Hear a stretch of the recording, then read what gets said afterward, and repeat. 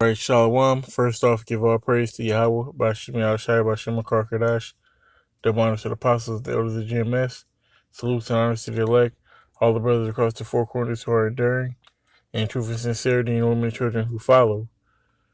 So, seen something on the news the other day that definitely made me want to do this lesson. Um, as you can see, it's about Trump and these future concentration camps. So, this is from Haaretz.com. Also seen it on a few other sites, but I'm just going to use this one.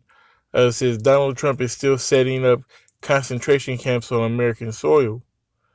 All right. It says it is an earlier incarnation of Auschwitz, a place of indefinite detention for a vilified minority that we saw on our border this week. The president's executive orders offers no evidence this will change. So everybody's still worried about Coachella and Nipsey, or they're into their own little world or whatnot. This devil is passing laws to basically set up the basis of concentration camps. All right, if you've been following along the news, they've been putting kids and foreign kids in concentration camps, separating from their parents and whatnot, and it's just gonna further that agenda in one way or another. But we're gonna get into this article, and this is I'll read this. It looks like a tweet. It says, "Yes, of course, they're concentration camps. They aren't the unique subset of death camps that were invented by the Nazis for genocide, which that's bullshit. But we're not. That's a whole nother lesson." It says, Slovakia, or even Arctic gulag camps built for hard labor, but they're camps created to punish a whole class of civilians via mass detention without trial. All right, and they can do that. When you go back to the NDAA Act of, I believe, 2011, that's when it legalized indefinite detention. The indefinite detention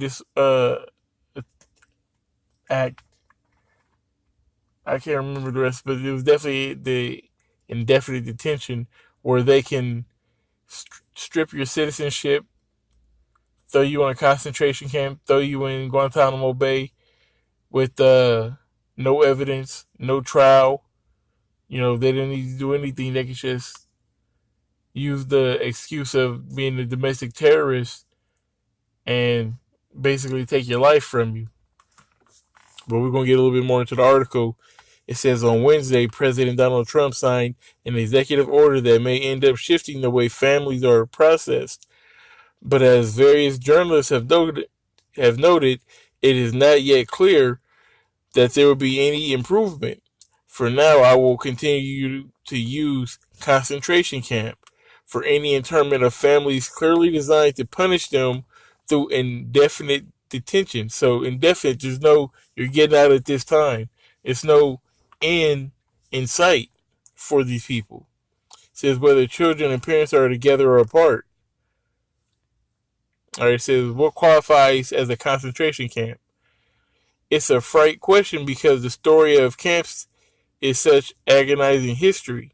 It says writing an account of concentration camps from the point more than 100 years ago when the phrase was first used for civilian detention right up to the present, I found that when asking what a concentration camp is, most people always answered Auschwitz.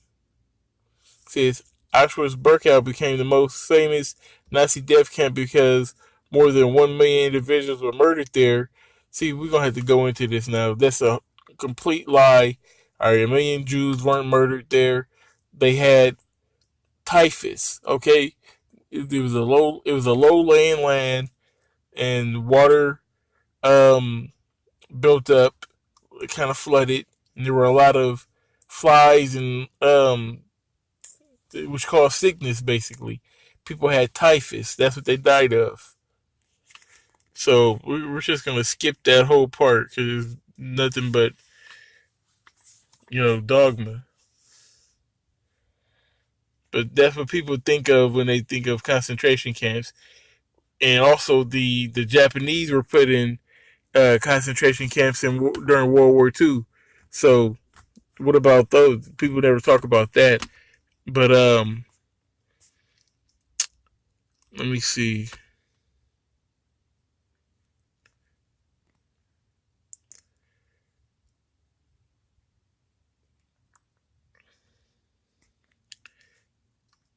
He wants to talk about fucking Auschwitz and all that. Is this about what's going on today, or is this about what happened back then? Damn.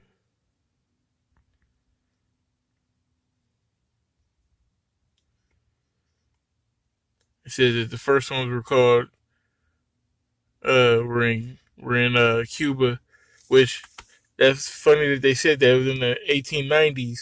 I actually had this image that I pulled up just to give you an idea on what a concentration camp looks like here in America. This is a good example. If you remember the movie Scarface, they were basically in a concentration camp when they came here from Cuba.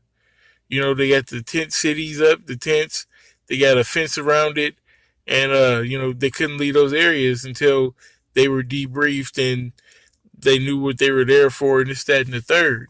All right, so that's a good example on what an urban concentration camp looks like.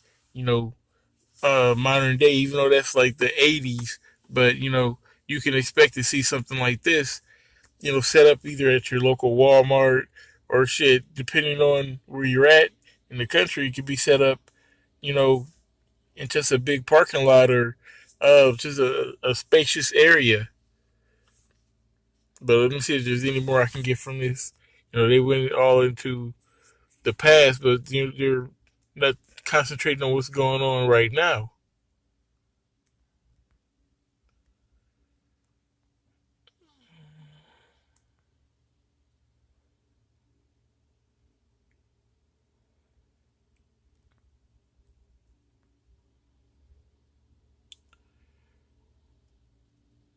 Okay, so this is what it says. It says what the U.S. has been operating this week are not death camps. Those existed in only in one historical moment. That's not true. It says, but these new sites are concentration camps. It says their insidious presence opens the door for worse versions, even if they were never, even if they never entered the same tragic universe as the Shoah. I don't know. That's probably some old Jewish bullshit. You know what I'm saying? It says we do not need to believe what we would arrive at the same endpoint in order to know that we should not set foot on that bridge. All right. So basically, what they're saying is they're not death camps. This only happened one time in history, and history is not going to repeat itself. Well, that in fact is true because what happened back then, it wasn't a death camp. All right, like I said, it was typhus.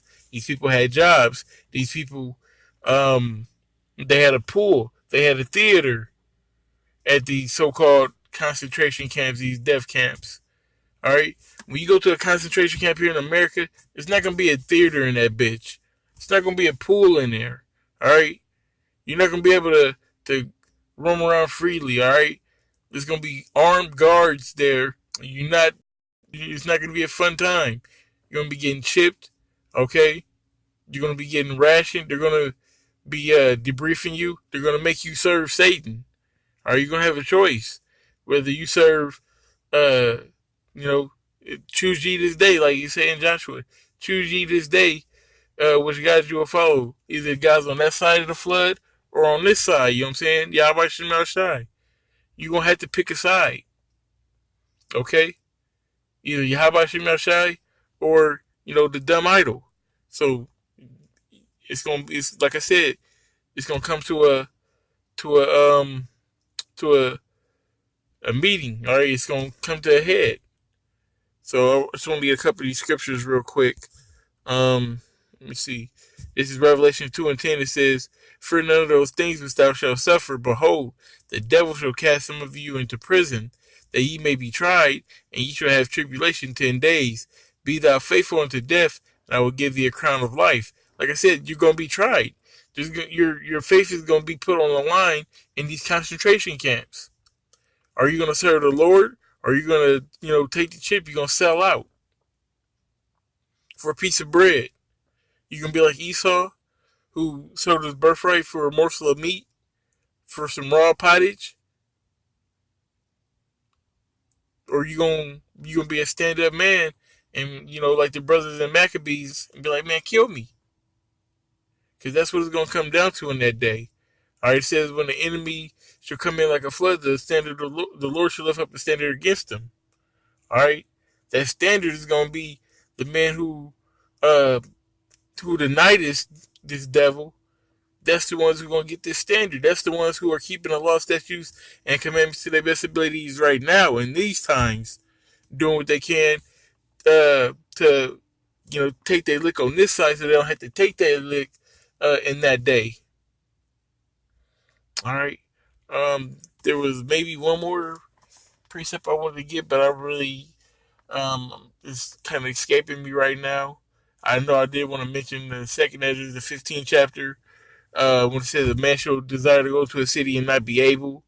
All right, that's what martial law is, and martial law and concentration camps go hand in hand, because when the martial law picks you up, they gotta have some place to put you. They're not gonna put you in county. All right, they're gonna take you to that fucking concentration camp. All right, so don't get on the bus. Don't get in line for the rations. All right, if you watch The Handmaid's Tale, it shows it. Not the new one. Watch the old one that came out in the 80s. Watch that one. It shows you pretty much how the shit's set up, man. Also, it gives you a good example in Contagion. It gives you a real good example of a concentration camp in there as well. Um, but with that being said, hope you brothers are edified. I'm gonna give all praise that's called law to Yahweh by Shem Yahushai by Shem Makar Kadash. Double honors to the apostles and the elders of GMS. Salutes and honors to the elect, all the brothers across the four corners who are enduring, and truth and sincerity, women and children who follow. Shalom.